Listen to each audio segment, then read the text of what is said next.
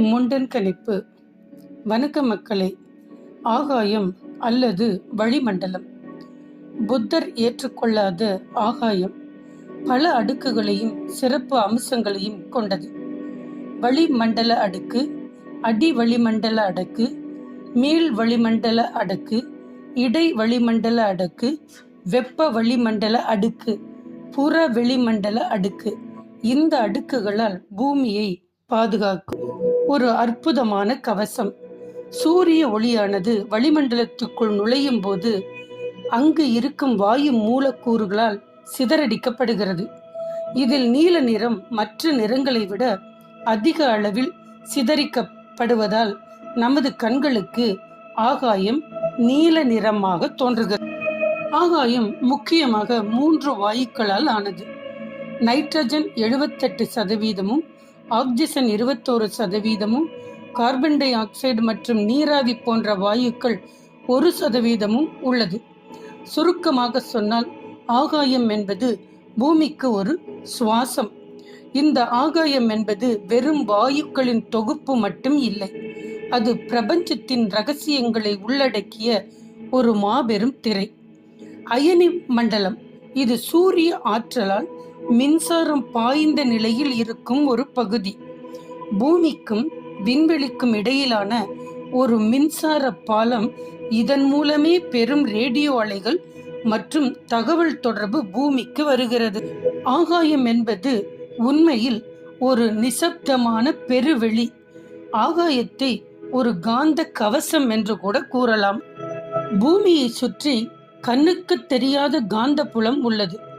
இது வளிமண்டலத்துக்கு அப்பால் விரிந்து இருக்கிறது. சூரியனில் இருந்து வரும் வெப்ப கதிர்வீச்சுகளையும் காற்றுகளையும் இந்த பூமியை தாக்காமல் ஆகாயம் கவசம் போல் தடுத்து நிறுத்துகிறது. சில நேரம் இந்த மோதல் நிகழும் போது துருவ பகுதியில் அரோரா எனப்படும் வண்ணமயமான ஒளி நடனமும் நிகழ்கிறது.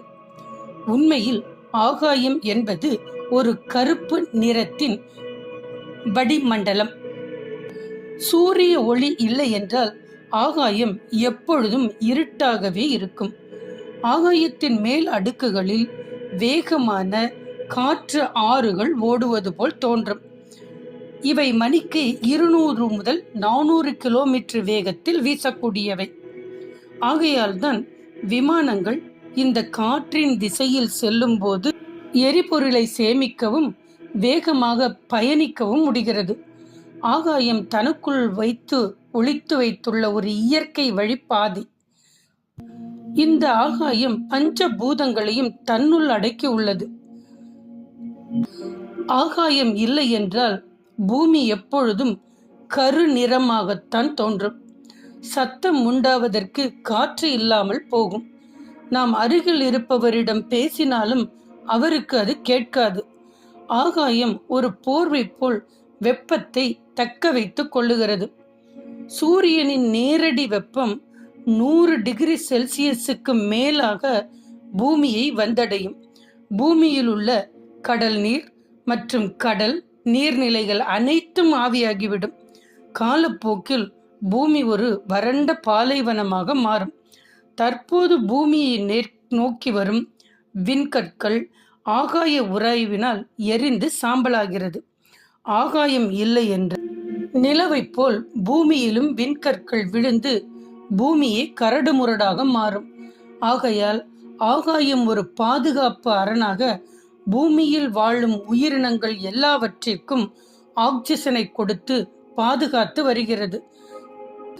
ஆகையால் மக்களே, ஆகாயம் என்பது ஒரு ஒற்றை வழி பாதை போல செயல்படுகிறது. ஆகாயம் எங்கு முடிகிறது என்று பார்ப்போமே ஆனால் விண்வெளி எங்கே தொடங்குகிறதோ அங்கே முடிகிறது. பூமியிலிருந்து சுமார் 100 கிலோமீட்டர் உயரத்தில் ஒரு கற்பனை கோடு உள்ளது. இதை கார்பன் கோடு என்பார்கள். இந்த உயரத்திற்கு மேல் காற்று மெல்லியதாக இருப்பதால் ஒரு விமானம் பறக்க தேவையான அசைவு அங்கு கிடையாது. அதற்கு மேல் செல்வதற்கு ராக்கெட் தொழில்நுட்பம் தேவை. இதுவே ஆகாயத்தின் அதிகாரப்பூர்வ எல்லை என்று விஞ்ஞானிகள் கூறுகின்றார்கள். ஆகாயத்தில் உள்ள ஒவ்வொரு அணுவும் பூமியின் காந்த புலத்துடன் இணைந்து செயல்படுகிறது. இந்த இணைவுதான் நம்மை விண்வெளி கதிர்வீச்சு அதிலிருந்து பூமியை காப்பாற்றி ஒரு உயிருள்ள கிரகமாக வைத்திருக்கிறது. இடி மின்னல் என்பது ஆகாயத்தில் நிகழும் ஒரு பிரம்மாண்டமான மின்சார பாய்ச்சல்.